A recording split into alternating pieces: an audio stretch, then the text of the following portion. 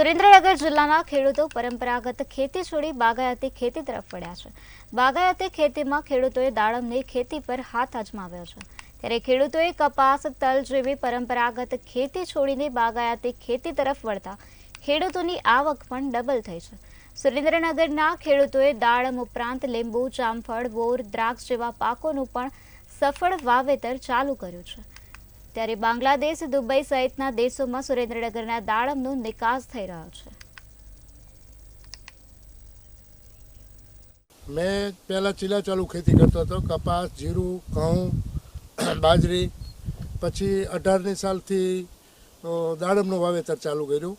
દાડમના વાવેતરમાં પહેલા વર્ષે મારે 12 થી 15 કિલો માલ ઉતર્યો હતો, બીજા વર્ષે 25 કિલોની આજુબાજુ ઉતર્યો હતો અને આ વર્ષે 30 થી 35 કિલો માલ ઉતર્યો છે એમ।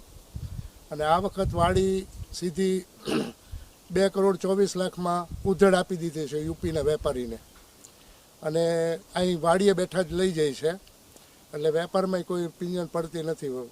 સુરેન્દ્રનગર જિલ્લાની વાત કરું તો દાડમ પાક જે ધાંગધ્રા છે, વઢવાણ છે, અલગ અલગ તાલુકામાં દિવસે દિવસે વધી રહ્યો છે અને ચાલુ વર્ષે લગભગ અંદાજિત કહું તો 400 થી 500 હેક્ટર જેવો વાવેતર વિસ્તાર વધશે। દાડમની ખેતીમાં સારી એવી આવક મેળવે છે અને એનું ભૌગોલિક હવામાન પણ અનુકૂળ આવે છે અને સારી ગુણવત્તાયુક્ત ઉત્પાદન થકી સારા બજાર ભાવ પણ મળે છે।